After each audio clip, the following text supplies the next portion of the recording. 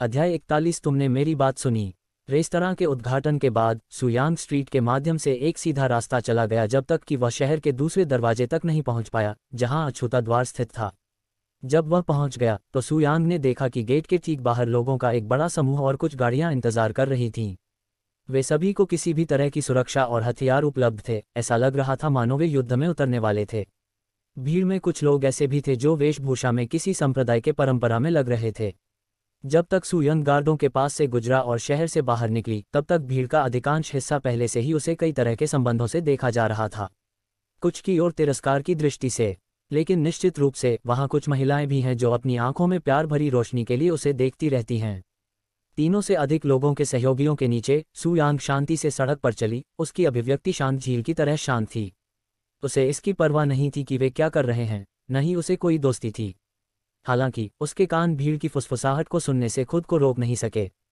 क्या वह profound blossom संप्रदाय का शिष्य नहीं है, एकमात्र बेशर्म संप्रदाय जो अपने शिष्यों को पहले उनके रूप में और प्रतिभा को बाद में चुनता है? हाँ, वह संप्रदाय है। वे केवल प्रशिक्षण के बिना दिन रात एक दूसरे से पंगा लेते हैं। यही कारण है कि उनके पास आमतौर पर उच्च खेती का आधार होता है, लेकिन युद्ध में शून्य अनुभव होता है। वे केवल अपने दिखावे के लिए खेती करते हैं, इसलिए उन्हें इसकी परवाह नहीं होगी, भले ही उनके पास केवल उच्च खेती का आधार हो और कुछ नहीं। जब भीड़ में दूसरे संप्रदाय के शिष्यों ने अपने संप्रदाय के बारे में बुरा भला कहा तो सुयांग ने ऐसा व्यवहार किया मानो उसने कुछ सुना ही न हो, लेकिन वह अंदर ही अंदर हंस रही थी। हालांकि उनकी बातें कठोर थीं, लेकिन वास्तव में इसके पीछे कुछ सच्चाई थी। प्रोफाउंड ब्लॉसम संप्रदाय अपने सुंदर लोगों, भोज्य जीवों और उच्च कृषि के आधार के लिए जाना जाता था। हालांकि जब युद्ध की तकनीक की बात आती है तो इसके अधिकांश शिष्यों को बहुत कम या कोई अनुभव नहीं था। कम से कम यह बाहरी अदालत के अंदर का सच था। सुयांग ने अपनी यादों से कुछ प्राप्त किया और जो कुछ उन्होंने व्यक्तिगत रूप से बाहरी अदालत में देखा। बाहरी अदालत के शिष्य आमतौर पर अपने स्वयं के खेती के आधार को बढ़ाने पर तीन केंद्रित होते हैं कि वे युद्ध के लिए उपयोग की जाने वाली हैं। वास्तविक प्रयोगशाला में प्रशिक्षण की जहमत नहीं होती। इसमें कहा गया है कि अतिशयोक्ति नहीं होगी कि ज़्यादातर बाहरी अदालत के शिष्य असल में तलवार और मछली खाने आने तक प्रशिक्षण लेने के बजाय अपने दोस्त के साथ बैठकर अपने समय की नियुक्ति पसंद करेंगे। अचानक सामने से कोई जोर से चिल्लाया, जिससे हर कोई अपनी ओर देखने लगा। वह गिनना सिर वाला एक भारी आदमी था। ठीक है सब लोग, हम थंडर वैली की यात्रा के लिए तैयार हैं। यदि आप अब तक तैयार नहीं हैं तो आपको घर वापस जाना चाहिए। भीड़ में से कुछ लोग उस भारी भरकम आदमी की बात पर हंसे। यदि आपका कोई प्रश्न है तो अब स्टॉप का समय है। थंडर वैली की यात्रा कितने समय में? हाथों में धनुराशि के लिए एक दुबले पतले आदमी ने पूछा। 5 दिन दे या लें? क्या सुरक्षा संकेत है कि हमें मारने के लिए कितनी बिजली बिल्लियां चाहिए? हैवी मैन ने कहा, हम अमीरों की संख्या के बारे में अनिश्चित हैं, लेकिन वे कम से कम सैकड़ों में हैं। होगा, हालांकि इसका मतलब यह है कि बाद में हम सभी के पास साझा करने के लिए और अधिक धन होगा। एक वास्तुशिल्प युद्ध अद्भुत गूंज उठा, जिससे सुयांग के बाल कांपने लगे। कितनी घटिया भीड़ है, सुयांग ने मन में सोचा और उसने अपने हाथों में कागज को देखा। यह मिशन उम्मीद से कहीं ज्यादा बड़ा लगता है। सुयांग को स्विफ्ट फेडर सिटी छोड़े कुछ समय हो गया है। वह शांति से अपनी पीठ के पीछे वाले हाथ के साथ साझेदारी वाले रास्ते के बीच में चला गया। ऐसा लग रहा था जैसे वह किसी पार्क में टहल रहा हो। वह बाएं और दाएं देख रही थी। ऐसा लग रहा था कि उसकी प्रकृति में रुचि है। उसके पीछे के लोगों का एक बड़ा समूह था। वे सभी अजीब भावनाओं के साथ सुयांग को आगे देख रहे थे। ऐसा क्यों लग रहा है कि हम सब उस कुत्ते के नेतृत्व में जा रहे हैं? भीड़ में से किसी ने कहा। अब जब तुमने बताया है तो हम उसकी स्पीड से क्यों चल रहे हैं? हम और तेजी से नहीं जा सकते क्योंकि हम पहले से बहुत तंग हैं। ये ठीक है, हम इस डर पर अगले हफ्ते तक वहां नहीं पहुंच पाएंगे। अरे सफ़ेद लिबास में लड़के, इससे पहले कि हम सरकने लगें, रास्ते से हट जाएं। भारी भरकम आदमी अपनी ऊंची ऊंची आवाज में चिल्लाया। पीछे से आ रही तेज हलचल को सुनकर सुयांग ने अपना सिर कुराया और भीड़ की ओर देखा। हालांकि वह गायब नहीं हुई और एक नज़र के बाद सामने की ओर देखने लगी। उनके सरल लेकिन अपमानजनक कृत्य ने तुरंत भीड़ में से कई लोगों को क्रोधित कर दिया। अरे कमीने, क्या तुम अकेले ही हम सब से झगड़ा करा रहे हो? बस मौत को दावत दे रहा हूं। सुयांग ने दूसरी बार मुचने की जहमत नहीं रखी और सामान्य गति से चलती रही। भीड़ के अंदर हर कोई प्रारंभिक गहन आत्मा क्षेत्र के कम से कम 7वें स्तर पर था और उनमें से कुछ प्रारंभिक गहन आत्मा क्षेत्र में थे। इतने बड़े समूह ने इतनी जबरदस्त दबाव फैलाया कि कोई भी मोटा दिल वाला आसानी से डर जाएगा। फिर भी सुयांग की नज़र में वह बस जोर से बोलने वाले मूर्खों का एक समूह था। आइए देखें कि जब मैं अपना हिट करना शुरू कर दूं तो आप मुझे क्या साहसिक कार्य करते हैं।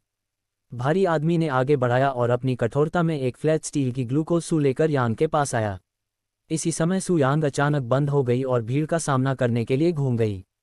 मैं बंद नहीं करूंगा कि मुझे खिलौना मत कुचो, लेकिन बस ये जान लो कि एक बार ऐसा करने के बाद थंडर वैली के अंदर कदम भी नहीं रखेंगे। कभी भी, सुयांग ने कहा, उनका चेहरा अभी भी हमेशा की तरह शांत है।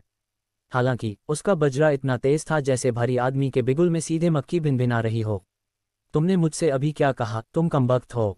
सुयांग की खतरनाक रिकॉर्डिंग ही उस भारी भरकम आदमी के चेहरे पर नसें उभरी हुई थी, उसके टूटे हुए चेहरे से लाल हो। सुयांग ने कहा, आपने मुझे सुना। वह फिर घूमा और फिर धीरे धीरे चलने लगा। अध्याय 42 गोल्डन कैरेज। जब सुयांग मुचा और चला तो भारी भरकम आदमी टूट गया, उसका अंतिम लाल हो गया। हैवी भरकम मैन प्रोफाउंड स्पिरिट के तीसरे स्तर के एक क्रांतिकारी थे और कभी कभी उनके द्वारा किसी भी तरह का इतना अपमानजनक व्यवहार नहीं किया गया था। बेशर्म प्रोफाउंड ब्लॉसम संप्रदाय के एक शिष्य की तो बात ही छोड़ दें। अरे बैकस बॉय, क्या तुम देखते हो कि तुम कौन हो? वह भारी आदमी दूर से अचानक अपनी स्टील की मुद्रा में हवा में बाघ की तरह सुयांग पर झपटा। स्टील की सक्सेस फास्ट से सुयांग के सिर की ओर गिरी। हालांकि उसके सिर पर बाल के एक कतरे को भी कुछ ही इंच पहले सुयांग ने तेजी से मोड़ लिया और अपनी तरफ से तलवारें खोल दीं।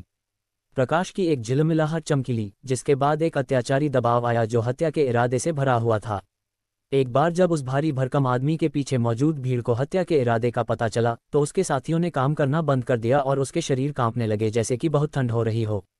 हालांकि दबाव खत्म होने से पहले केवल कुछ सेकंड के लिए ही रहा, लेकिन यह वहां मौजूद सभी लोगों के इलाकों को रोकने के लिए पर्याप्त था, यहां तक कि चट्टानों को खींचने वाले जंगलों के लिए भी।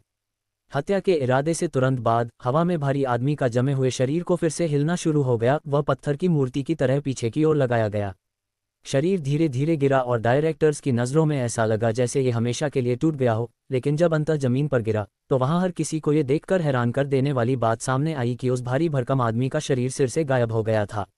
भीड़ में से कुछ लोगों ने अचानक आकाश की ओर देखा जब उन्होंने एक परछाई को हवा में देखा। जब उन्होंने देखा कि वास्तव में वह भारी आदमी का सिर था जो हवा में घूम रहा था, तो वे डर के मारे चिल्ला उठे। ये देखने की जरूरत नहीं थी कि सिर में अभी भी वह भारी आदमी की मौत हो गई थी, अभिव्यक्ति थी। सुयांग ने उसी क्षण अपनी तलवारें लेली को वापस ले लीं जब उनका उड़ता हुआ सिर जमीन पर छू गया।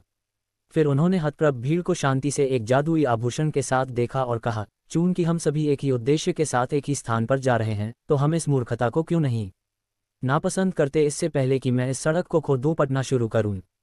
हालांकि मैं ऐसा पिज्जा थंडर वैली में शिकार शुरू करने से पहले मुझे वार्म अप करने में कोई दिलचस्पी नहीं है। भीड़ ने जोर जोर से निगलते हुए धीरे धीरे उसके सुझाव पर सिर हिलाया। वे पहले कभी प्रोफाउंड ब्लॉसम संप्रदाय के इस युवक जैसे खतरनाक व्यक्ति से नहीं मिले थे। उन्हें ऐसा लगा मानो वे स्वयं शैतान के सामने खड़े हों। अच्छा, सुयांग ने भी सिर हिलाया। तो आइए इस यात्रा को सार्थक बनाएं। वह घूमा और फिर चलने लगा। सुयांग की आकृति तुरंत भीड़ की नज़रों से ओझल हो गई। जब उन्होंने पुष्टि की कि सुयांग सचमुच चली गई है तो लोगों का समूह बेहोश हो गया, उनका शरीर पसीने से लथपथ हो गया। वह कौन था? मैंने प्रोफाउंड ब्लॉसम संप्रदाय से संबंधित ऐसे भयावह अस्तित्व के बारे में कभी नहीं सुना है। वह कौन था जिसने कहा कि वह सिर्फ एक बाहरी दरबार का शिष्य था? वह स्पष्ट रूप से इतना शक्तिशाली है कि मेरे संप्रदाय में भी एक आंतरिक दरबार का शिष्य बन सकता है। नहीं, यहाँ तक कि एक मुख्य शिष्य बनना भी संभव है। समूह ने जल्द ही अपने नेता की आकस्मिक मृत्यु के बावजूद अपनी यात्रा जारी रखी। ऐसा नहीं था कि वे यहाँ से आने के बाद बस घर जा सकते थे। लाइटनिंग कैट्स को मारकर वे जो धन प्राप्त कर सकते थे उसका तो जिक्र ही नहीं। यह एक ऐसी दुनिया है जहाँ ताकतवर कमजोर को खा जाता है। भारी भरकम आदमी जैसे शक्तिशाली व्यक्ति का हार से मरना कोई असामान्य बात नहीं है, क्योंकि हमेशा कोई न कोई ताकतवर होता है। 4 दिन जल्दी ही बीत गए। सुयांग 4 दिनों से बिना आराम किए चल रहा है, फिर भी वह बिल्कुल ठीक लग रहा था। लगभग ऐसा लग रहा था मानो वह ऊर्जा से भरा हो। अचानक उसकी नज़र दूर पर एक महंगी दिखने वाली गाड़ी पर पड़ी। वह घोड़ों पर सवार कई बख्तरबंद लोगों से घिरा हुआ था। गाड़ी पूरी तरह से सोने और महंगी जैद से बनी थी, जो इसे एक उत्कृष्ट आभा दे रही थी, जैसे कि यह राजघराने की हो। गाड़ी के ऊपर भूरे रंग का लबादा पहने एक बूढ़ा आदमी बैठा था, जो खेती में लग रहा था। हालांकि सुयांग बूढ़े व्यक्ति की खेती के आधार का पता लगाने में असमर्थ था, वह केवल अपने अनुभव से ही इसका अनुमान लगाने में सक्षम था। स्वर्गीय आत्मा क्षेत्र। उसके स्तर का कोई व्यक्ति किसी प्रकार के गार्ड की तरह एक वाहक के शीर्ष पर बैठकर यहाँ क्या कर सकता है? उसे आश्चर्य हुआ। गाड़ी के अंदर बैठे व्यक्ति के बारे में क्या? इस नश्वर दुनिया में एक स्वर्गीय आत्मा क्षेत्र विशेषज्ञ को रक्षक के रूप में रखने के लिए संभवतः किसके पास पर्याप्त स्थिति हो सकती है, जबकि उन्हें शीर्ष पर स्वामी माना जाता है। सुयांग को सुनहरी गाड़ी और उसके भारी पहरे से दिलचस्पी थी, लेकिन वह ऐसा व्यक्ति नहीं था जो उन जगहों पर अपनी नाक घुसाता था जहां वह नहीं थी। इसलिए उसने केवल इसे नज़रअंदाज कर दिया और चुपचाप उसके पीछे चला गया। कुछ समय बाद गार्डों ने अंततः सू यांग को उनका पीछा करते हुए देखा। सीनियर, क्या हमें उस बच्चे के बारे में कुछ करना चाहिए? वह काफ़ी समय से हमारा पीछा कर रहा है, एक बख्तरबंद गार्ड ने कहा। बूढ़े व्यक्ति ने धीरे से अपनी आंखें खोलीं और उसने सू यांग की ओर देखने के लिए अपनी निगाहें घुमाईं। हालांकि जब उसने उसकी जांच करने की कोशिश की तो बूढ़े व्यक्ति को यह जानकर आश्चर्य हुआ कि वह अपनी वास्तविक खेती को देखने में असमर्थ था। उसे ऐसा महसूस हो रहा था जैसे वह मानव आकृति वाले धुएं के बादल को देख रहा हो। हालांकि सू यांग की रहस्यमय उपस्थिति के बावजूद बूढ़े व्यक्ति को उसके प्रति कोई खतरा या दुर्भावनापूर्ण भावना महसूस नहीं हुई। उसे नज़रअंदाज करें, उसने एक क्षण बाद कहा। गार्डों ने सिर हिलाया और सू यांग के पास जाने के बारे में अब और नहीं सोचा। हालांकि वे अभी भी उस पर ध्यान दे रहे थे कि कहीं वह संदिग्ध व्यवहार न करने लगे। कितना दिलचस्प युवक है, बूढ़ा व्यक्ति फिर से अपनी आंखें बंद करने से पहले मन ही मन मुस्कुराया। अध्याय 43 छायादार चित्र। बिना किसी बाधा के कुछ घंटे और चलने के बाद सुनहरी गाड़ी अचानक बंद हो गई। गार्ड ने सामने की छायादार सतह पर अपना परस्परावलंबन सिक्के किरलीन और बूढ़ा व्यक्ति धीरे धीरे से उठ खड़ा हुआ। अचानक हुई इस घटना को देखकर सू यांग ने भी अपने कदम रोक दिए। वह एक छायादार व्यक्ति थी जिसने पूरे काले कपड़े पहने हुए थे और केवल उसकी दो काली आंखें खुली हुई थीं, जो एक हत्यारे की तरह लग रही थी। हालांकि एक वास्तविक हत्यारा खुद को खुलेआम और स्पष्ट रूप से प्रकट नहीं करना चाहता। क्या ये कोई मजाक है? बूस्टडोइक ने छायादार शीर्ष से सुपरमार्केट के लिए अपना मुंह खोला। मेरी उपस्थिति के बारे में पता चलने के बावजूद मूनलाइट ब्लेड्स ने आपको, एक एकल पृथ्वी आत्मा क्षेत्र विशेषज्ञ को यहाँ भेजा था। छायादार व्यक्ति हंसी और कर्कश आवाज में बोला, मैं यहाँ सिर्फ अपने राजा की ओर से उस गाड़ी के अंदर मौजूद युवा महिला को एक संदेश देने आया हूँ। छायादार व्यक्ति ने कहा, यदि आप अगली पूर्णिमा के समय तक व्यायाम रूप से 100 पॉइजन शरीर को क्रोनिक नहीं करते हैं तो हमारे पास इसे ब्लड ड्रंक लेने के अलावा कोई विकल्प नहीं होगा। जब घोड़ों पर सवार जवानों ने संदेश सुना तो उनकी आंखों से क्रोध की किरणें चमक उठीं। कितना अविवेकी! क्या आप भूल गए कि हम कौन हैं? खैर ही मूनलाइट ब्लेड्स पूरी ताकत से हम पर हमला करते हैं, आप सामने वाले गेट से भी आगे नहीं बढ़ेंगे। एक गार्ड जोर से चिल्लाया। युवा महिला को खतरनाक लीड की स्टॉक परख कैसे हुई? ये केवल समय की बात है कि हम फैम का विवरण अंकित करते हैं। दूसरे गार्ड ने कहा, हा। वह छायादार शीर्ष जोर से हंसोपॉट। बेशक, अगर हम आपसे संपर्क करें ओपन फ्लैट हैं तो हमारे मूनलाइट ब्लेड्स को कोई मौका नहीं मिलेगा। हालांकि आप क्या सोचते हैं कि हम कौन हैं? आपको और भी बेहतर पता होना चाहिए कि हम कभी भी सिक्कों से नहीं लड़ेंगे। सू यांग डैनिश स्टारबोर्ड की जा रही बातचीत को सुन रही थी। दोनों ही नीचे की ओर थे। हालांकि उसने पहले कभी मूनलाइट्स के बारे में नहीं सुना था, लेकिन ऐसा लगता था कि वे किसी प्रकार के गुट हैं जो छाया में रहते हैं। द 100 पॉइजन्स बॉडी, हो। सू यांग ने नाम पर विचार किया। क्या हथियार बस इतना ही कहता है? बूस्टमैन ने कहा, जो इस पूरे समय चुप रह रहा है। इतना ही, तो अब मर भी जाओ। बूढ़े व्यक्ति ने अचानक अपने लबादे के अंदर से एक कागज का पंखा निकाला और उसे छायादार आकृति की दिशा में धीरे से लहराया। जैसे ही बूढ़े व्यक्ति ने कागज के पंखे को लहराया, उसमें से एक शक्तिशाली तरंग प्रकट हुई जिससे वह छायादार आकृति की ओर उड़ गया। हालांकि इससे पहले की लहर उसे छू पाती, वह छायादार आकृति उस जगह से गायब हो गई जहां वह भूत की तरह खड़ा था, और जहां वह अभी खड़ा था एक पल बाद विस्फोट हो गया। बूढ़े व्यक्ति ने अचानक सू यांग की ओर देखा और चिल्लाया, सावधान। ये जानते हुए कि मैं आज मर जाऊंगा, मैंने मरने से पहले आपके कुछ गार्डों को अपने साथ ले जाने की योजना बनाई थी। हालांकि इस बच्चे का चेहरा देखने में बहुत कष्टप्रद है, इसलिए दयालु रहें कि मैं इसके बजाय उसकी जान ले लूंगा। वह छायादार व्यक्ति अचानक सू यांग के पीछे दिखाई दिया, जिसके हाथ में एक काला खंजर था और वह हमला करने के लिए तैयार था। हालांकि दुर्भाग्य से छायादार आकृति के लिए सू यांग की पकड़ छायादार आकृति के गायब होने से पहले ही उसके बगल में तलवार के हैंडल पर थी। सू यांग की आंखों में एक गहरी और भयंकर रोशनी चमक उठी और उसके शरीर के भीतर से भारी मात्रा में तलवार का विस्फोट हुआ, जिससे छायादार आकृति अचानक दबाव से एक पल के लिए स्थिर हो गई। जैसे ही छायादार आकृति सदमे से स्थिर हो गई, सू यांग तेजी से घूमा और अपनी तलवार को खोल दिया, जिससे छायादार आकृति की ओर तलवार की एक शक्तिशाली लहर भेजी गई। छायादार व्यक्ति दर्द से चिल्ला भी नहीं सका, इससे पहले कि तलवार ने उसके शरीर को बिना किसी प्रयास के आधा काट दिया, जैसे तलवार कागज के टुकड़े को काटती है। छायादार आकृति को आधे में काटने के बाद सू यांग ने फर्श पर पड़ी लाश पर ठिठुरते हुए कहा, क्या तुमने सोचा था कि मैं तुम्हारी घृणित निगाहों को मुझे घूरते हुए नहीं देख पाऊंगा? ये पहली बार नहीं है कि ऐसा कुछ पहले भी हुआ है। गार्ड और बूढ़े व्यक्ति ने हैरान भाव के साथ सू यांग को अपनी तलवार म्यान में वापस करते देखा।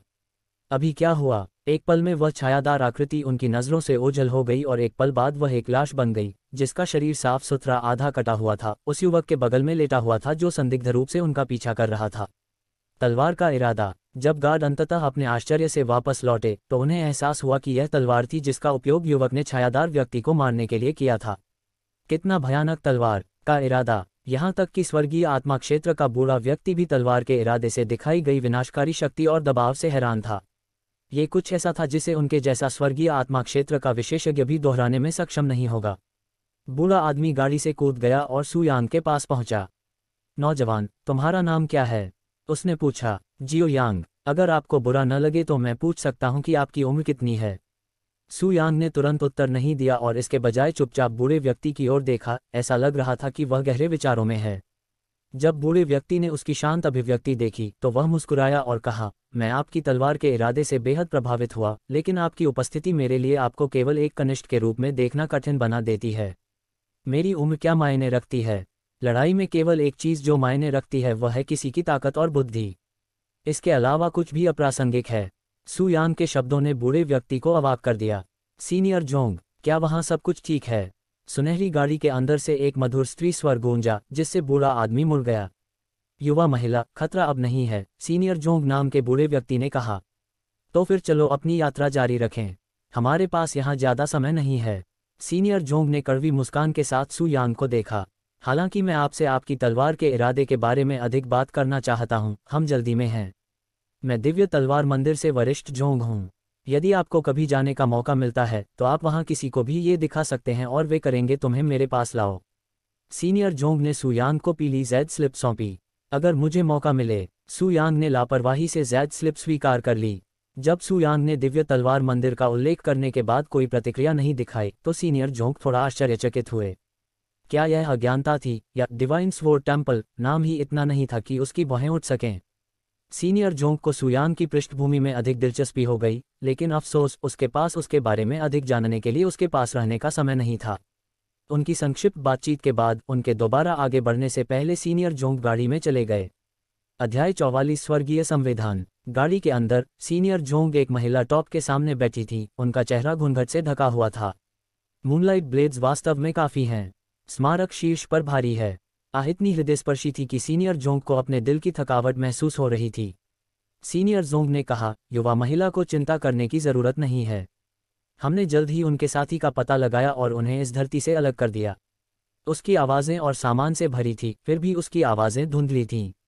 मूनलाइट ब्लेड्स को इस दुनिया में अब तक मौजूद सबसे गुप्त और घातक जमीनी संगठन माना जा सकता है। वे इतने अच्छे तरह से पाए गए हैं कि 100 साल के सक्रिय ऑपरेशन के बाद भी उनके मुख्य सहयोगियों का कोई खुलासा नहीं हुआ है, केवल छोटी शाखाएं हैं। मुझे विश्वास है कि आप, युवा महिला ने कोमल को आवाज़ देते हुए कहा और उसने जारी रखा, धन्यवाद सीनियर जोंग।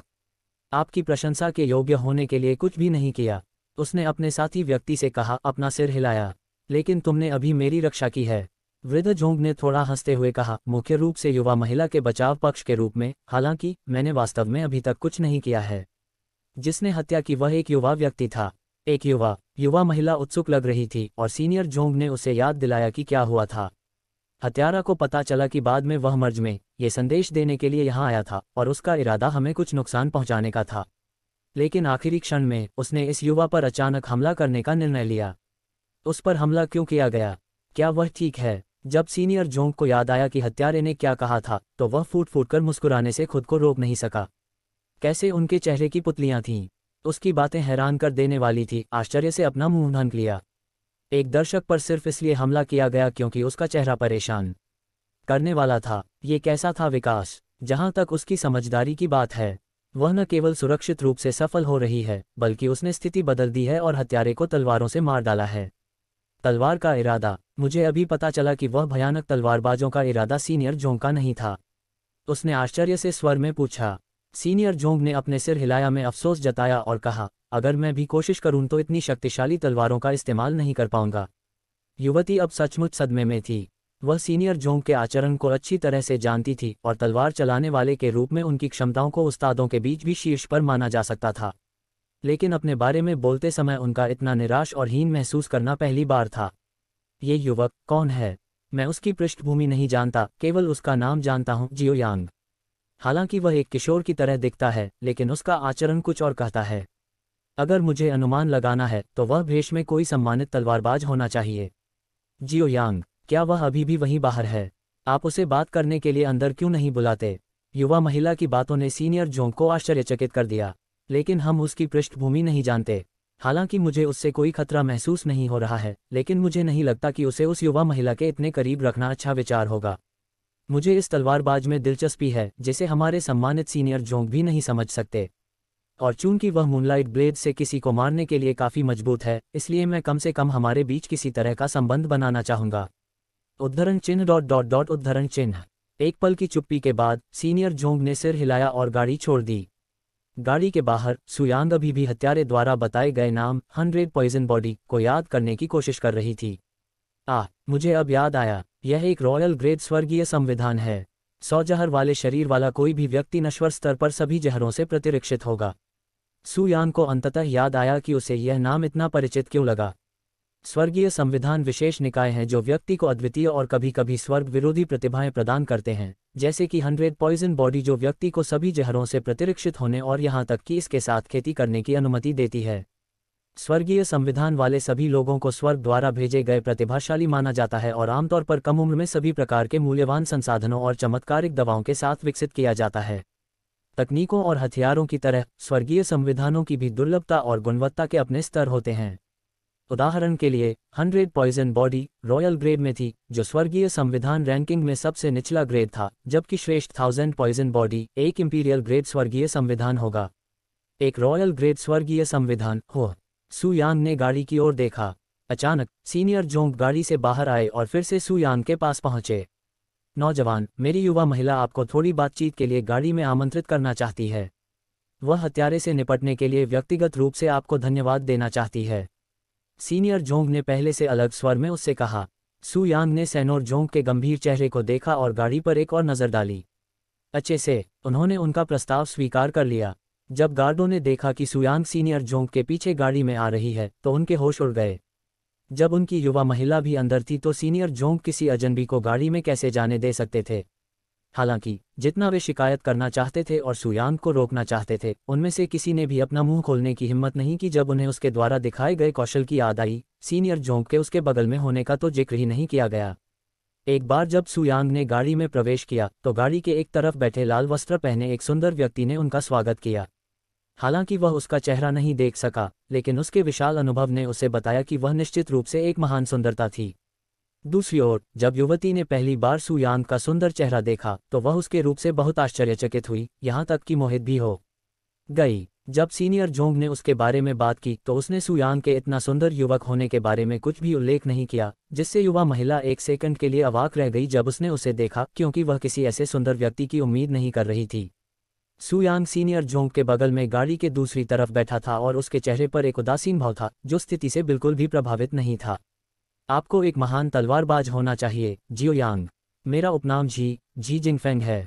मैंने सीनियर जोंग से आपके बारे में सुना है और मैं मूनलाइट ब्लेड्स के उस हत्यारे से निपटने के लिए व्यक्तिगत रूप से आपको धन्यवाद देना चाहता हूं, कहा। युवा महिला हाथ मिलाने के लिए अपना गोरा हाथ बढ़ा रही है।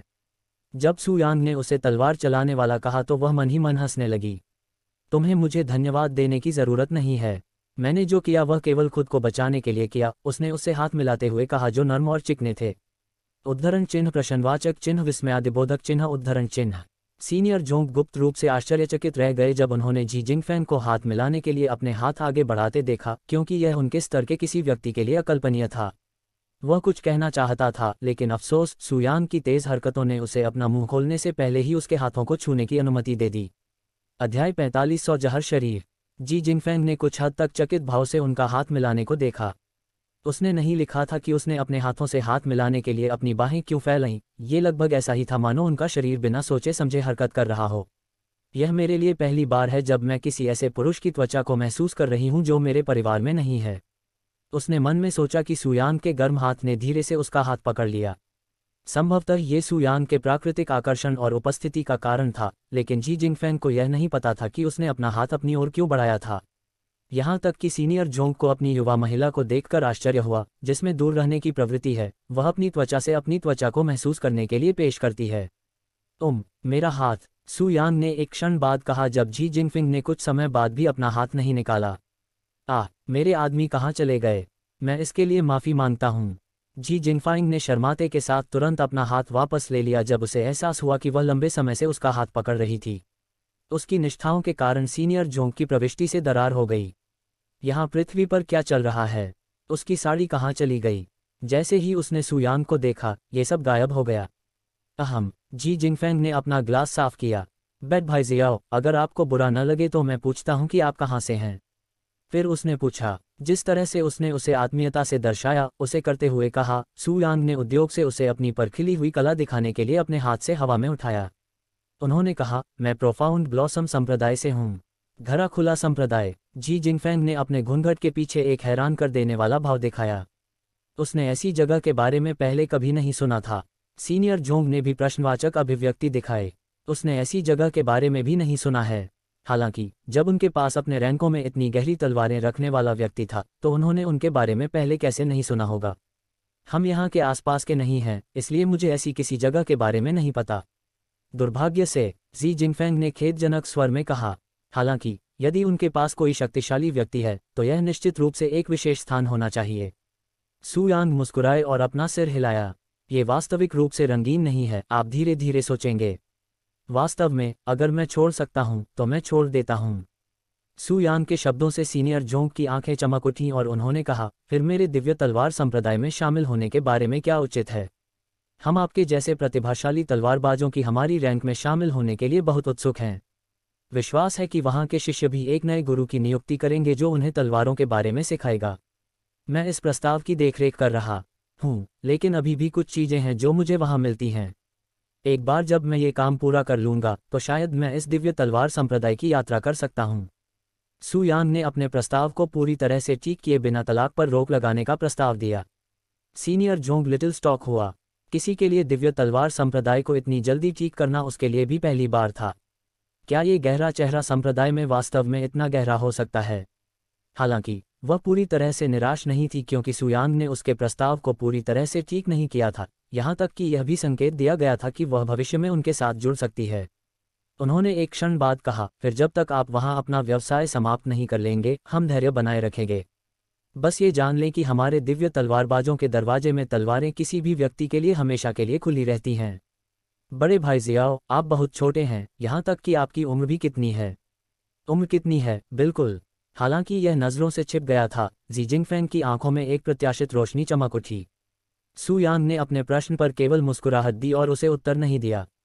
ऐसा लग रहा था कि उन्हें असल में उनकी उम्र में ही शामिल कर लिया गया था। हालांकि वह इस समय ऐसे समाचार तैयार करने के लिए तैयार नहीं थे, क्योंकि यह उनके लिए बहुत ही आकर्षक व्यक्ति हो सकता था। आखिरकार किस प्रकार का 16 वर्षीय बाल तलवारों के इरादों का उपयोग किया जा सकता है, जो एक स्वर्गीय आत्मा क्षेत्र विशेषज्ञ के तलवारों के इरादे से भी बेहतर था? यहाँ तक कि वैज्ञानिक लोग भी ऐसा कारनामा नहीं कर सकते। ये देखकर कि कैसे सुयांग अपनी उम्र का खुलासा नहीं करना चाहती थी, जी जिनफेंग के दिल में टूट गई। आपके बारे में क्या, बुजुर्ग भाई जियाओ? निश्चित रूप से आपके पास के पद के लिए बहुत सारे प्रश्न हैं, विशेष रूप से उस छात्रवृत्ति घटना का अनुभव करने के बाद। जी जिनफेंग ने अपने पिछले प्रश्न को ऐसे निर्णय के रूप में लिया जैसे कि ऐसा कभी हुआ ही नहीं, क्योंकि वह नहीं चाहती थी कि भयानक अजीब हो जाए।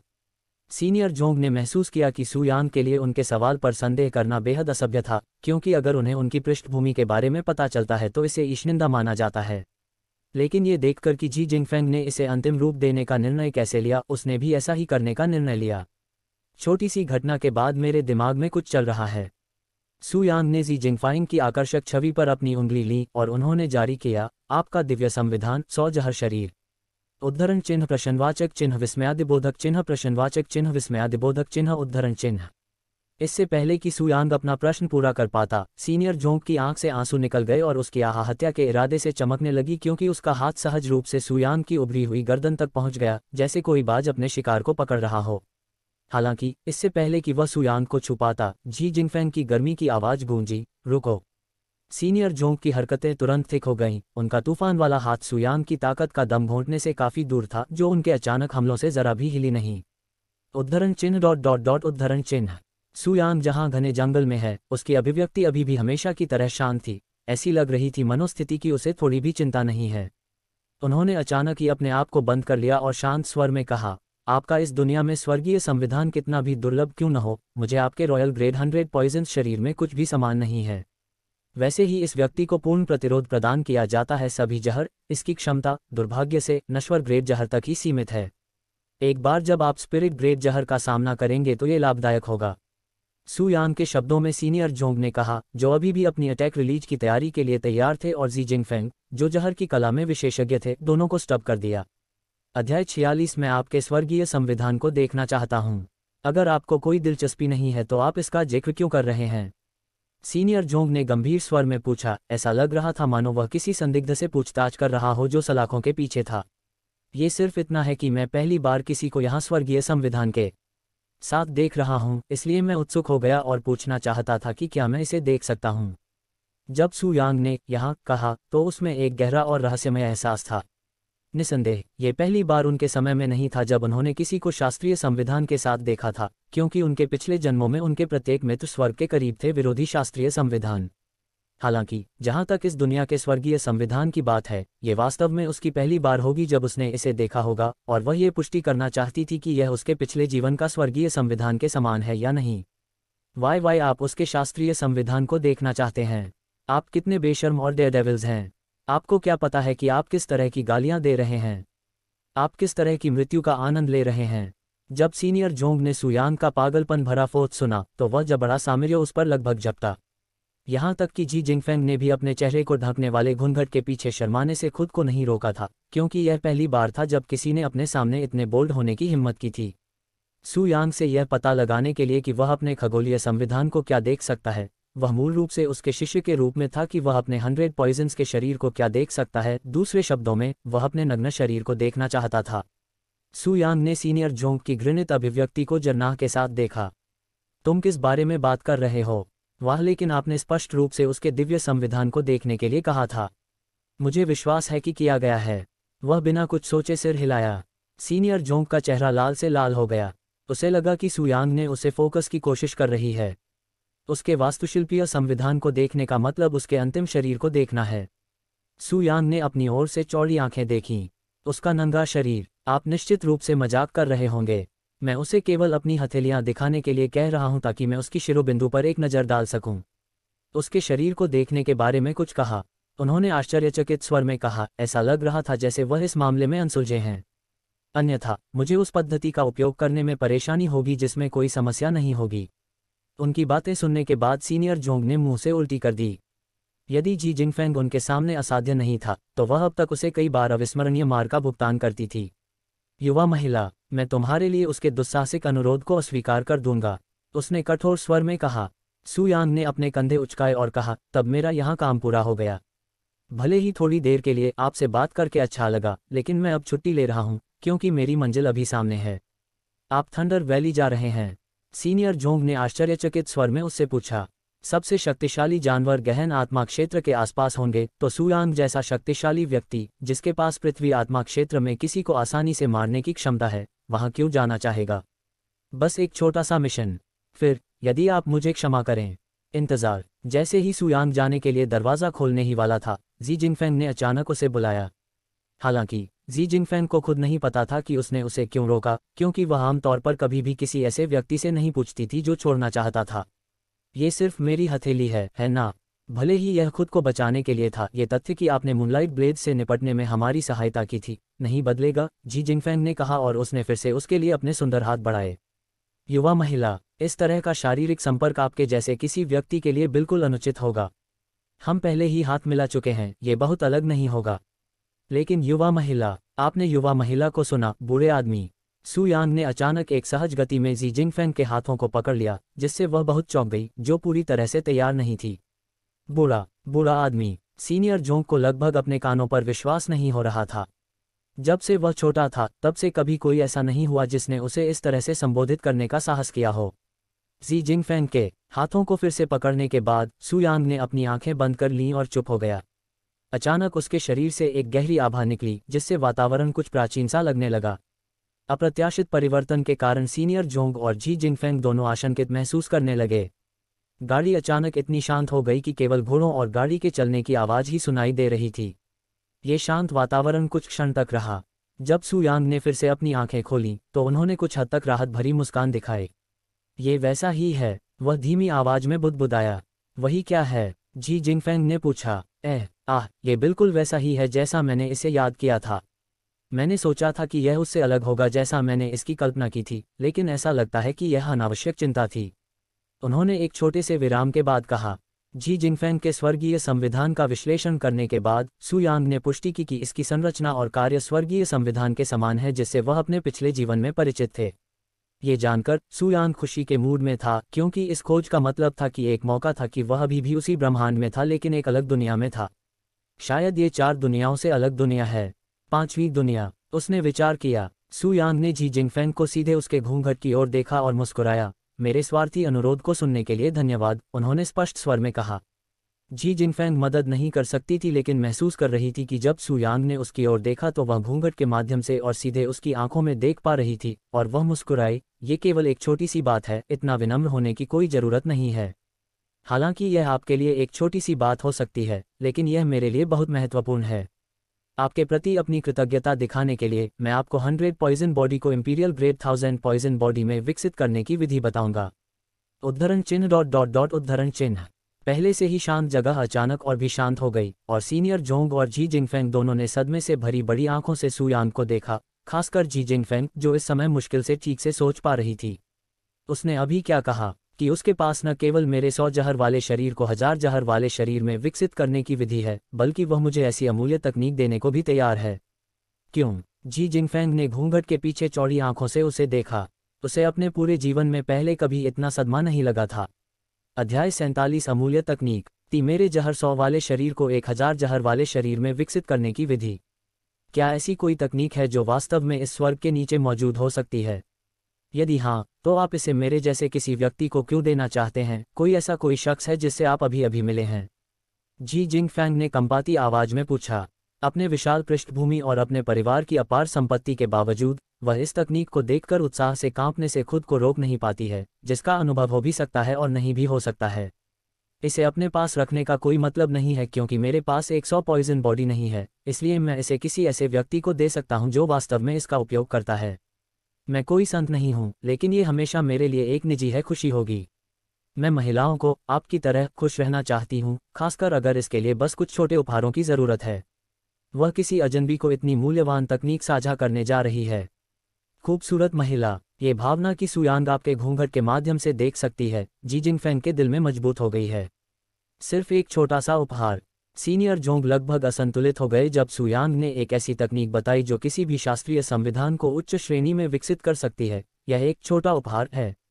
दरअसल उसे इतना यकीन था कि वह उस स्पष्ट अध्ययन को भूल गया था जो उसकी चौड़ी आंखों के सामने ठीक हो रही थी। क्या आप निश्चित हैं? निश्चित रूप से, ये टूटे हुए टुकड़े आपको निश्चित ही। इतना क्रेडिट की जरूरत नहीं है, मैं भी ये अपने लिए कर रहा हूँ। आओ, अपना सिर मेरी तरफ झुकाओ। हालांकि वह अचानक हुई घटना से आपत्तिजनक महसूस कर रही थी, जैसे कि उसके शब्द जादू से कहे गए थे। जी जिंगफेंग ने आज्ञाकारी रूप से उसकी बातें सुनी और आगे झुक गईं। जब वह आगे की ओर झुकी तो सू यांग भी उसके पीछे हो ली। उसने अपनी आंखें बंद कर लीं और धीरे धीरे अपने दांतों को दबाया जो अभी भी घूंघट से ढका हुआ था। उसके फूलों की पलकों का तो जिक्र ही नहीं किया जिसने उसके मन को शांत कर दिया। दूसरी ओर जी जिंगफेंग को शर्मिंदगी के कारण अपना चेहरा झुलसा हुआ महसूस हो रहा था। यह उसका पहली बार था जब वह अपने चेहरे के साथ किसी अन्य पुरुष के इतने करीब थी। यह इतना करीब था कि अगर वह थोड़ा सा भी आगे बढ़ जाए तो उसे सहना संभव हो सकता था। उनके स्मारक के कुछ सेकंड बाद उनके दांतों के बीच में एक चमकदार चमकती हुई चमक देखने को मिल सकती थी, जो समय समय पर साथ देने के लिए धीरे धीरे बड़ी और चमकदार दिखने जा रही थी, और जी जिंगफेंग को कुछ मिनट में कुछ चौथाई की तरह महसूस किया जा सकता था, जो वर्तमान में सभी को हथियार बनाने की कोशिश कर रहे थे। सू यांग ने अपने दिमाग में जानकारी डाली जा रही थी। उसके शरीर से मछली पकड़ी गई और उसकी सांसें तेज हो गईं। जब सीनियर जोंग ने जी जिंगफेंग में बदलाव देखा तो उन्होंने उन्हें लाभ की चाह दी। हालांकि इस डर से कि वह अपना ध्यान भटका सकता है और उसे अपूरणीय क्षति पहुंचा सकता है, वह आराम से अपने जबड़े को ताकत से काट सकता है, जो कि कटक का निर्णय और दोनों जो कुछ भी कर रहे थे उसे पूरा करने के लिए गंभीरता की कमी की प्रतीक्षा की गई। अमर ग्रेड टेम्परिंग तकनीक 1000 जहर टेम्परिंग। वह मन ही मन पड़ता है। जब जी जिंगफेंग को अंततः प्रौद्योगिकी का नाम और ग्रेड पता चला तो वह लगभग प्रारंभिक में चला गया। इस दुनिया में अनगिनत प्रौद्योगिकियां जो अनगिनत प्रकार के कौशल और विभिन्न प्रभाव प्रदान करती हैं, प्रत्येक तकनीक की शक्ति और प्रतिभा के आधार पर अलग अलग ग्रेड और स्थान में विभाजित किया गया है। सबसे शक्तिशाली और कम से कम शक्तिशाली सैनिकों से लेकर स्वर्ग विरोधी सैनिक तक जो चट्टानें नष्ट हो सकती हैं, उन्हें क्रमबद्ध किया गया है। नेश्वर श्रेणी, पृथ्वी श्रेणी, स्वर्ग श्रेणी और अंत में अमर श्रेणी, जो सर्वमें प्राप्य दुर्लभता माना जाता था। इस नश्वर दुनिया में तकनीकें। इस सिद्धांत में याद रखें कि इस दुनिया में अमर ग्रेड तकनीकें कितनी दुर्लभ और मूल्यवान हैं। इस दुनिया में सभी ज्ञात अमर ग्रेड तकनीकों को गिनाने के लिए आप अपने दोनों हाथों की दसियों तकनीकों का उपयोग कर सकते हैं और गिनती के लिए अभी भी अतिरिक्त 100 मिल का उपयोग भी किया जा सकता है। नर्क, सबसे अमर श्रेणी की तकनीक के बारे में भूल जाए, यहाँ तक कि स्वर्ग श्रेणी की तकनीकों को भी शक्तिशाली संप्रदायों में राष्ट्रीय खजाना माना जाता है और कड़ी निगरानी में सुरक्षित रखा जाता है।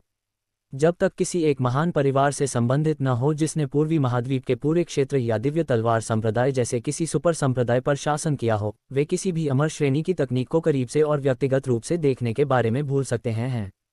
जब सु यांग ने अंततः प्रौद्योगिकी को जी जिंगफैंग के मस्तिष्क में स्थानांतरित करना समाप्त कर दिया, तो उसने धीरे धीरे अपने सिर से अपने मित्र को दूर खींच लिया। औषधीय तकनीक को सीधे आपके दिमाग में स्थानांतरित किया जाता है ताकि आप जब भी इसे सामने लाएं तो यह आकर्षक और आकर्षक दिखे। हालांकि ध्यान रखें कि आप भी इसे आजमाएं, आप इसे किसी के साथ साझा नहीं कर पाएंगे, इसलिए आप अपने को बचाएं वैकल्पिक नामांकन से, सु यांग ने कुछ क्षण बाद कहा। हाँ, जी जिंगफिंग जोर से हौंफने लगी, ऐसा लग रहा था मानो अभी अभी आदर्श दौड़ पूरी की हो। यह उपहार है। मैं शस्त्रागारों का बदला कितना चुकाया गया। अगर मैं अपने पास मौजूद सब कुछ भी दे दूं, तो भी इस तकनीक की कीमत का आधा भी नहीं होगा। जैसा कि मैंने कहा था, मैं ये सिर्फ आपके लिए नहीं बल्कि अपने वैज्ञानिक सहयोगियों से भी कर रहा हूँ। और आप अपने 100 जहर वाले शरीर को 1000 जहर वाले शरीर में विकसित करके इसे बदल सकते हैं। ऐसा ही कुछ है। जी जिंगफैंग अवाक रह गया। चोट उसने भी कितनी कोशिश की हो, वह सु यांग के काम को समझ नहीं पाया या उसके विचारों का अनुमान नहीं लगाया। ऐसा लग रहा था मनो वह घने कोहरे में डूबी किसी चीज को देखने की कोशिश कर रही हो। जैसा कि आप वैज्ञानिक व्यक्ति हैं जो इतनी कम उम्र में पृथ्वी आत्मा क्षेत्र में है, तकनीक समय समय पर विकसित होकर निश्चित रूप से सफल होगी। सु यांग ने अचानक गाड़ी की छत की ओर देखने के लिए अपना सिर घुमाया और जारी रखा, ऐसा लगता है जैसे मैं अंततः अपने लक्ष्य तक पहुंच गया हूं। हालांकि यह बैठक छोटी थी, लेकिन यह उत्साह से भरा था, यहाँ तक कि भाग्य की आंच भी कुछ थी। उद्धरण चिन्ह ... उद्धरण चिन्ह। जी जिंगफैंग ने बदनाम सु यांग को देखा, ऐसा लग रहा था जैसे वह अचंभित हो। गाड़ी का दरवाज़ा खोलो, सीनियर जोंग अचानक चिल्लाया, उसकी आवाज़ लैपटॉप जैसी लग रही थी, मानो वह चाहती हो कि सु यांग जल्द ही गाड़ी छोड़ दे। गाड़ी का दरवाज़ा खुला और सु यांग तेजी से गाड़ी से बाहर निकली। रुको, बड़े भाई जियो। जी जिंगफैंग को ऐसा लग रहा था जैसे ही वह गाड़ी छोड़ने के लिए उसका पीछा कर रहा था, लेकिन दरवाजे तक पहुंचने से पहले ही सीनियर जोंग ने उसे रोक दिया। युवा महिला महामहिम ने मुझे सख्त आदेश दिया कि मैं इस गाड़ी को बाहर न जाने दूं, अन्यथा जो सुरक्षा दी गई है वह खतरे से नहीं बचा है। लेकिन मुझे अभी भी बहुत सी किताबों के बारे में बात करनी है। वह गाड़ी छोड़ने की जिद करने लगी। युवा महिला, अपनी स्थिति को मत भूलो। हालांकि उसकी तलवारें कला की कला के साथ भी ऊपर हैं, वह केवल पूर्वी महाद्वीप का एक सामान्य व्यक्ति है। आप अपने जैसे किसी भी व्यक्ति के साथ बहुत गहराई से शामिल नहीं कर सकते हैं, अन्यथा ये पुराना कच्चा चिट्ठा न केवल आपके लिए बल्कि वह जियो यांग के लिए भी है। यदि ऐसा है जैसा उन्होंने कहा कि यह मुलाकात थी, तो आप निश्चित रूप से भविष्य में फम से जुड़ेंगे, सीनियर जोंग ने कहा, जो नहीं जानिए सु यांग ने उन्हें किस तरह की तकनीक दी थी। उद्धरण चिन्ह ... उद्धरण चिन्ह। इन शब्दों को सुनने के बाद जी जिंगफैंग ने आखिरकार सु यांग का पीछा करने के लिए गाड़ी छोड़ दी। गाड़ी शुरू करो। कुछ सेकंड बाद सीनियर जोंग चिल्लाया, गाड़ी और चलती रही। सु यांग ने अपने सामने घाटी की ओर मुड़ने से पहले बाहर से छोटे रंग की गाड़ी पर एक अच्छा दृश्य दिखाया, जहां से क्षितिज तक उसका आकाश गिरते पिरामिड से ढका हुआ था। ये थंडर वैली है। अध्याय 48 9 सूक्ष्म चरण। थंडर वैली के ठीक बाहर क्षितिज को भरने वाले पेड़ों में प्रवेश करने से पहले दर्जनों लोगों ने बाहर डेरा डाला। अधिकांश के शरीर पर चोटें थीं, कुछ के तो अंग भी खराब हो गए थे। वहां यादृच्छिक संप्रदायों के शिष्य थे और बाकी भाड़े के सैनिक थे। वहां हर किसी का एक ही लक्ष्य था, जो कि लाइटनिंग कैट्स को उनके राक्षसी मूल्यवान और गहन संसाधनों के लिए शिकार करना था, जिनका उपयोग किसान खुद को विकसित करने के लिए करते हैं। राक्षस कोर वे हैं जिनका उपयोग जानवर अपने खेती के आधार पर खेती और भंडारण के लिए करते हैं। यदि एक ठोस खेती आधार वाला जानवर मर जाता है, तो उनके पास अपने शेष खेती आधार के साथ एक राक्षस कोर को पीछे छोड़ने का मौका होगा, जिसका उपयोग कृषक स्वयं खेती करने के लिए कर सकते हैं। मॉन्स्टर कोर का उपयोग शक्तिशाली हथियार बनाने के लिए भी किया जा सकता है, जो इसे बनाने वाले की ताकत को काफ़ी बढ़ा देता है, इसलिए इसकी मांग और कीमत अधिक है। सुयांग वाद्ययंत्र से थंडर वैली के प्रवेश द्वार की ओर चला गया और पृष्ठभूमि में लगातार बिजली गिराने की आवाज़ आ रही थी। जब वह कैंप में पहुंचा तो वहां मौजूद लोग उसे अजीब नज़रों से देखने लगे। वह वहां अकेली जा रही है। उसकी मृत्यु की कोई इच्छा क्या है? वह वास्तव में चित्रण होना चाहिए। आंखों में पहाड़ लेकर आने से पहले मैं उसे 2 घंटे का समय देता हूँ। मैं अनिश्चित शर्त लगाता हूँ कि वह कभी वापस नहीं आएगी।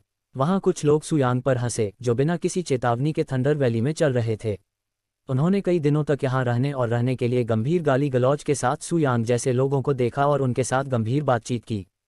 थंडर वैली के भीतर सुयांग पहाड़, लंबी घास और पेड़ गिरे हुए थे और पृष्ठभूमि में बेतरतीब गड़गड़ाहट के अलावा यह क्षेत्र शांत था। वह 1 घंटे तक बिना स्ट्रेट डायरेक्शन की ओर से चले, फिर भी वह एक भी बिजली बिल का सामना करने में सफल नहीं हुए। हालांकि सुयांग को थंडर वैली में कदम रखने से पहले ही अच्छी तरह से पता था कि उस जगह के बाहरी क्षेत्र में कोई लाइटनिंग कैट नहीं है, इसलिए उनकी अनुपस्थिति पर कोई आश्चर्य नहीं हुआ। उन्हें निश्चित रूप से बाहरी शवों को पूरी तरह से साफ कर दिया जाता है, यहाँ तक कि उनके मृतकों को भी अपने साथ ले जाया जाता है। जब वह घाटी में गहराई तक पहुंचा तो उसे आश्चर्य हुआ। जैसे जैसे सुयांग केंद्र के करीब पहुंची, पृष्ठभूमि में गड़गड़ाहट की आवाज़ तेज और भयंकर हो गई, जैसे ड्रैगन के दहाड़ने की आवाज़। पृष्ठभूमि को सुनकर सुयांग ड्रैगन गॉड वैली में बिताए गए समय को याद करने से खुद को नहीं रोक सका, जहां उसे अक्सर पृष्ठभूमि में इसी तरह की आवाज़ें सुनाई देती थीं। Dragon God valley. उसकी आंखों में अचानक एक रहस्यमयी रोशनी चमक उठी। यह उदासी से भरा हुआ था। अचानक सुयांग के कानों में कई चीखों की आवाज़ गूंज उठी। हालांकि यह कहीं दूर से आया था, वह तुरंत ही उस सटीक स्थान का पता लगाने में सक्षम हो गया जहां से चीख आ रही थी। अचानक हवा का झोंका आने के बाद उसकी आकृति धुंधली हो गई। अपने पिछले जीवन की एक पैर तकनीक का उपयोग करके जिससे उनकी गति में काफ़ी वृद्धि हुई, वह उस कम समय में लगभग 1 मील की यात्रा करते हुए कुछ ही सेकंड में स्थान पर पहुंच गए। जैसे ही वह पहुंचा, उसने युवा वयस्कों के एक समूह को देखा जो सभी एक जैसे हरे रंग के कपड़े पहने हुए थे। उनमें से आधे फर्श पर थे और खून से लथपथ थे, और उनके आसपास 5 लाइटनिंग बिल्लियां थीं। ये लोग अधिकतर किसी न किसी संप्रदाय के शिष्य थे। लाइटनिंग कैट्स के काले फर और नीली आंखें थीं, और वे अपने 4 अंगों पर चलने वाले एक वयस्क जितनी बड़ी थीं। उनका काला फर भी लगातार बिजली से टिमटिमा रहा था। ऐसा लग रहा था मानो वे सभी बिजली से बने कवच से ढके हुए हों। जब सुयांग अचानक आए तो लाइटनिंग कैट्स और वहां मौजूद शिष्यों ने उनकी ओर देखा। शिष्यों ने निराशा भरी दृष्टि से उसकी ओर देखा, आशा करते हुए कि वह उन्हें इस स्थिति से बचने में मदद कर सकता है। लाइटनिंग कैट्स के लिए उन्होंने उसे सावधानी और सतर्कता से देखा। हालांकि वे उसकी खेती का आधार नहीं देख सके, लेकिन उनकी पार्श्विक प्रवृत्ति ने उन्हें चेतावनी दी कि सुयांग की उपस्थिति निश्चित रूप से वहां सबसे मजबूत थी और वह ऐसा व्यक्ति नहीं था जिसे हल्के में लिया जा सके। जब वहां काम रहे शिष्यों ने देखा कि सुयांग के आगमन पर लाइटनिंग कैट्स रक्षात्मक हो गई हैं, तो उनकी आंखें आशा से चमक उठीं। सुयांग ने संप्रदाय से प्राप्त मिशन स्क्रॉल को पुनः प्राप्त किया और पुष्टि की कि इसमें यह उल्लेख नहीं है कि मिशन को पूरा करने से पहले उसे कितने लोगों को मारने की जरूरत है। हालांकि वे केवल प्राथमिक आत्मा क्षेत्र में हैं, अगर मैं उन्हें कुछ अमीर परिवारों को बेच दूं तो उनके राक्षस कोर को कुछ अच्छी संपत्ति मिलनी चाहिए। सुयांग ने इस दुनिया में पैसे की आवश्यकता के बारे में सोचते हुए अपनी तरफ से तलवार खोल दी। हालांकि उनका ज्ञान और अनुभव समुद्र जितना विशाल था, लेकिन उनकी जेबें दयनीय रूप से खाली थीं। और 10 सोने के सिक्कों के अलावा जो उसने अपने प्रीमियम पॉइंट्स के साथ व्यापार किया था, उसके पास वास्तव में कुछ भी उल्लेखनीय नहीं है। मैं इस जीवन में बेहद गरीब हूँ, इस हद तक कि मैं ऐसी कोई भी चीज़ खरीदने में सक्षम नहीं हूँ जो मेरी खेती के वर्तमान स्तर पर मेरी मदद कर सके। सुयांग के विचारों के बीच 5 बिजली बिल्लियां अचानक एक साथ उस पर झपट पड़ीं। उनके शरीर पर बिजली का तत्व चमक रहा था, जिससे दर्जनों छोटी सांप जैसी सफ़ेद रेखाएं बिजली के तूफान की तरह उस पर उड़ने लगीं। सुयांग की आंखें गहरी रोशनी से चमक उठीं और उसके पैर अचानक धुंधले हो गए, लगभग अदृश्य हो गए। 9 सूक्ष्म चरण। सुयांग ने अपने पिछले जीवन में सीखी गई सर्वोत्तम गति तकनीकों में से एक का उपयोग किया, और यद्यपि वह अपने अपर्याप्त साधना आधार के कारण तकनीक की पूरी क्षमता का केवल एक बहुत छोटा सा हिस्सा ही उपयोग कर सका, उसकी गति इतनी तेज हो गई थी कि न तो शिष्य और न ही लाइटनिंग कैट्स प्रतिक्रिया दे सके। वह जहां खड़ा था वहां से अचानक गायब हो गया, और वहां मौजूद किसी भी व्यक्ति की पलक झपकने से भी तेज गति से वह एक भूत की तरह लाइटनिंग कैट्स के पीछे दिखाई दिया। उस पल में जब वह प्रकट हुआ तो उसकी स्टील की तलवार वाली भुजा ने बिना किसी तकनीक के लगातार 5 आकस्मिक हमलों को अंजाम देते हुए सुंदर और तेजी से नृत्य किया। खून के छींटे पड़े और सिर उड़ गए।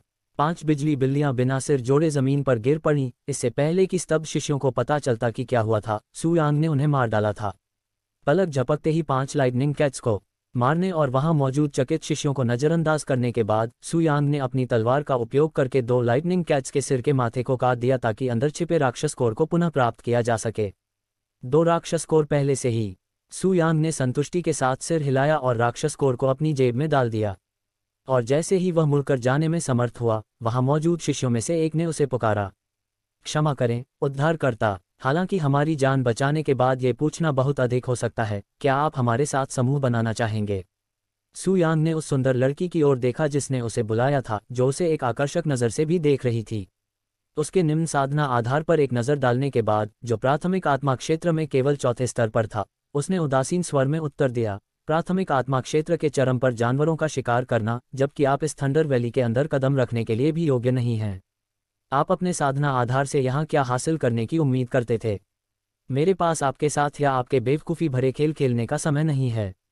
सु यांग मुड़ा और मृत वजन उठाने से इनकार करने के बाद चला गया। उसका छायाचित्र तेजी से उनकी आंखों से गायब हो गया और सुंदर महिला उस दिशा की ओर देखती रही जहां वह स्तब्ध अभिव्यक्ति के साथ गायब हो गया। उसके कठोर शब्दों को सुनने के बाद उसका चेहरा शर्मिंदगी से लाल हो गया। अध्याय 49 आंखें हैं लेकिन। जैसे जैसे सु यांग ने थंडर वैली में डेप्थ तक यात्रा की, लाइटनिंग कैट्स और लोगों के बीच में आम आदमी हो गए। इनमें से किसी के पास राक्षस कोर नहीं है। सु यांग ने आसपास के वातावरण के लिए लाइटनिंग कैट्स को स्कैन किया जिसमें राक्षस कोर थे। आमतौर पर किसी को तब तक पता नहीं चलता कि जिस जानवर को उन्होंने मारा है उसमें राक्षसों की लाश होगी या नहीं, जब तक कि वे उसका माथा न खोल दें। हालांकि जहां तक सु यांग का सवाल है, जिसके पास अमर और देवताओं द्वारा उपयोग की जाने वाली ज्ञान और तकनीकें हैं, तो उसके पास ये स्थापित करने की क्षमता है कि जानवर को उसके पास एक राक्षस कोर के बिना मारा जाएगा या नहीं। ओह, वहां एक है। एक बार जब सु यांग ने एक लाइटनिंग कैट का शिकार करने की मांग की तो वह उस दिशा में गायब हो जाएगी, अन्यथा वह पहले से ही अन्य है लोगों के साथ लड़ रहे हो। अरे तुम कौन हो? सेक्स स्टोरी कैसे हुई हमारा शिकार चुराने की? तुम्हारी माँ, सुरक्षा शर्म नहीं आती? जो लोग लाइटनिंग कैट से लड़ रहे थे वे तब क्रोधित हो गए जब सु यांग अचानक हवा से बाहर आई और उनकी हत्या ली, यहाँ तक कि इसमें से एक राक्षस कोर भी प्राप्त कर लिया गया। सु यांग ने केवल अपनी ओर से और अनारक्षित स्वर में कहा, क्या आप वास्तव में तथ्यों से यह उम्मीद करते हैं कि जब उनकी नज़र लावारिस संपत्ति के सामने होगी तो वे आसपास दिखेंगे? ये जंगल है, आपका पीछे नहीं, और मैं यहाँ होने के लिए मैं हर किसी की तरह अपनी संपत्ति ढूंढता हूँ। मैं यहाँ किसी भी तरह की मेरी संपत्ति के लिए प्रेमी नहीं आया हूँ, जबकि हर कोई इनमें से एक के साथ अपना समय बिताता है। कृषि की दुनिया के ऊपरी क्षेत्र में, जहाँ अमर और देवताओं के बीच खुद को बेहतर बनाने के लिए सुसुविधा की कमी थी, यांग ने अमर और देवताओं के बीच में कठिन लागत आकलन और अनुभव की सुविधा प्रदान की है। किसानी उच्च खेती हासिल करेंगे, उन्हें अपने बढ़ते स्तर और भूख के कारण खुद को मजबूत करने के लिए अर्थव्यवस्था को और अधिक मूल्यवान खेती की जरूरत होगी। इसलिए सु यांग के लिए, जो ऐसे संघर्षों के लिए अनुकूलित थे, उन्होंने अपने काम को बेशर्मी या चोरी के रूप में नहीं माना। इसे व्यक्तिगत रूप से न लें, ये असली खेती की दुनिया की वास्तविकता है, उन्होंने भूत की तरह जाने से पहले कहा। ये सही है। सु यांग की प्राचीन दृष्टि में, जिसने कई बार केवल अपनी साधना को थोड़ा बढ़ाने के अवसर के लिए अमरों के साथ मृत्यु तक संघर्ष किया है, इस नश्वर दुनिया को भी वास्तविक साधना दुनिया का अनुभव बाकी है। किसानों के बीच कोई वास्तविक संघर्ष या भयंकर संघर्ष नहीं था, क्योंकि इस दुनिया में बहुसंख्यकों के साझा करने के लिए बहुत सारे स्रोत हैं। क्या बक्सा है? आप कैसे पहचानें? क्या आपको पता है कि हम किस संप्रदाय से हैं? शिष्यों के एक समूह ने सु यांग को क्रोधित भावों से देखा जब वह कहीं से प्रकट हुई और उसका शिकार चुरा लिया गया, यहाँ तक कि उसके अनुयायी को भी प्राप्त कर लिया गया। सु यांग ने शिष्यों के उस ग्रुप पर नजरिया डेस्टिल, जहां से उन्होंने लाइटनिंग कैटें चुराई थी और कंधे उचकाए थे। मैं नहीं जानता, नहीं मुझे इसकी परत है, उसने कहा और अन्य स्थानों पर खो गया। कुछ ही घंटों में सु यांग ने हवा के सावे की तरह थंडर वैली के पूरे आंतरिक क्षेत्र को पार कर लिया। और जहां भी वह दिखाई देता है, एक और राक्षस कोर उसकी जेब में प्रवेश कर रहा था, जिसके बाद उन लोगों से नाराज होकर हत्या की वारदात को अंजाम दिया गया था। रास्ते में जाओ, वह बेशर्मी हरामी है। मैं प्रार्थना करता हूं कि अगर मैंने उसे कभी फिल्म देखी तो मैं उसे पीट पीट कर मोटा कर दूंगा। लेकिन वह बेशर्म था, बिना किसी प्रयास के लाइटनिंग कैट्स को मारने में सफल हो रहा है। आप उसकी तरह किसी व्यक्ति से क्या चाहते हैं? मैं चुप हूं। बहुत जल्द सु यांग थंडर वैली में एक बेशर्म चोर के रूप में प्रसिद्ध हो गया, जिसने लुटेरों का शिकार किया था। मेरी चुनौती से बेहतर हैं, सु यांग ने जब कहा। अपनी जेबें महसूस करती हैं कि जो राक्षसों से भारी हुई थीं। इस थंडर वैली में इतनी सारी बिजली बिल्लियां इधर उधर दौड़ती हुई देखकर उसे सुखद आश्चर्य हुआ। ऐसा लग रहा था जैसे इस जगह पर रहने वाला ऑलिव बीस्ट लाइटनिंग कैट्स ही था। आमतौर पर इस थंडर वैली जैसे जंगल में कई अलग अलग प्रकार के जानवर रहते हैं। हालांकि सु यांग की माफियाओं में केवल लाइटनिंग बिल्लियां थीं। कितनी अजीब घटना है। सू यांग ने अपनी आलोचना रोक लगाए और विचार किया।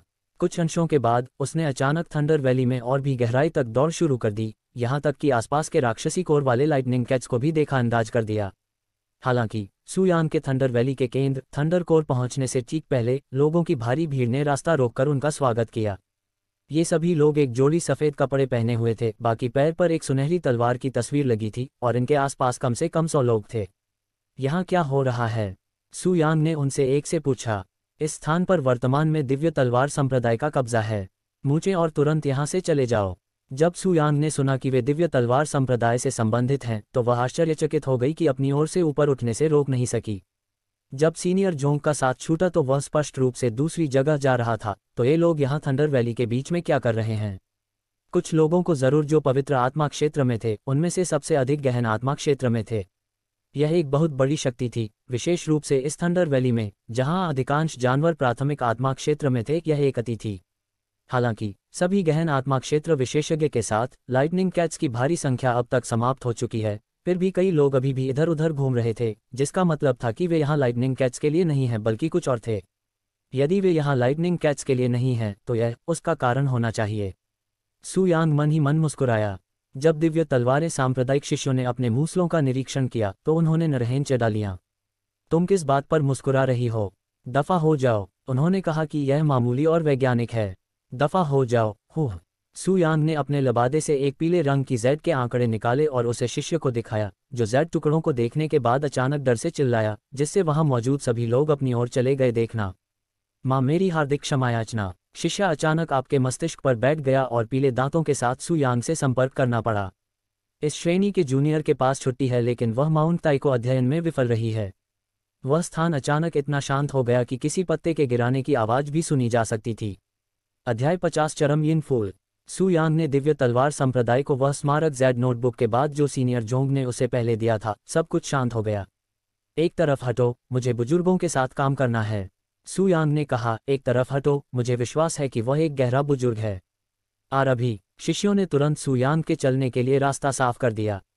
सू यांग ने सिर हिलाया और खुले रास्ते से चलना शुरू कर दिया, और जब वह उनके पास से गुजर रही थी तो शिष्यों ने जमीन की ओर देखा। ऐसा लग रहा था कि वे उसे देख रहे थे। एक बार जब वह भीड़ से आगे निकल गया तो सू यांग ने केंद्र की ओर प्रस्थान किया। जैसे जैसे वह करीब आया, सांता क्लॉस हुआ। वहाँ कौन है? जैसे ही सू यांग थंडर वैली के सेंटर थंडर कोर में सर्प, एक आवाज गूंज उठी। सू यांग ने अपनी स्थिति को सामने देखा। वहाँ 4 पहाड़ियाँ थीं, जहाँ से प्रत्येक पृथ्वी आत्मा क्षेत्र के एक विशेषज्ञ की आह आंगन कर रही थी। एक छोटे से फूल के चारों ओर की चोटी थी जो सांस लेने के अनुभव में गहरे नीले रंग की रोशनी थी चमक रही थी। ये फूल इंसान के उपनाम के आकार का था और इसके तने के चारों ओर बिजली एक छोटे से सांप की तरह की ललक दिखाई दे रही थी। जब सू यांग ने पहली बार फूल को देखा तो वह फूल सी मुस्कान दिखाई दी जो एक पल बाद गायब हो गई। मैं आपके लिए आवेदन नहीं करूंगा। आप मेरे शिष्यों से कैसे आगे निकल गए? उनका क्या हुआ? 4 अध्यायों में से एक ने पूछा। लाल वस्त्र परिधान एक महिला मित्र सहयोगी हत्या करने के इरादे से क्या कर रहे थे?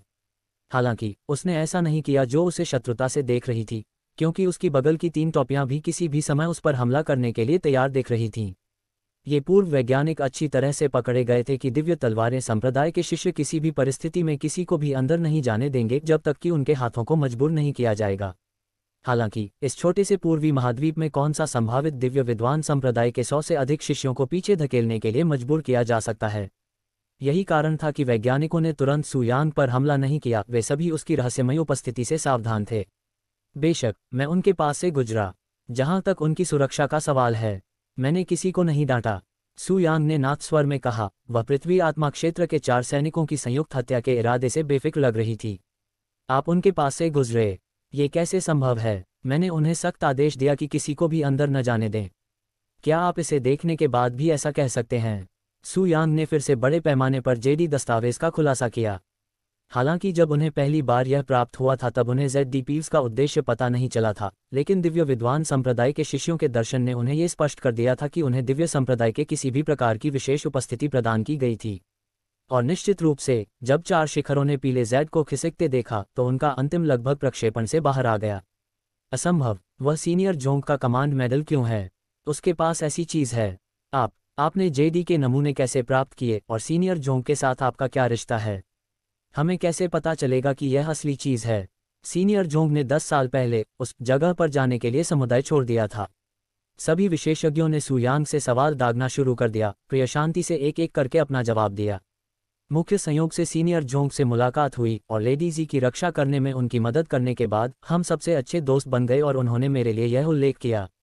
जब सुयांग ने उपनाम जी दिया का उल्लेख किया गया है तो इन पर अभिव्यक्तियां 4 दस्तावेज बदल दिए गए। उन्होंने अब उस पर हत्या के इरादे से ध्यान नहीं दिया, लेकिन उनका संदेह अभी भी बना हुआ था।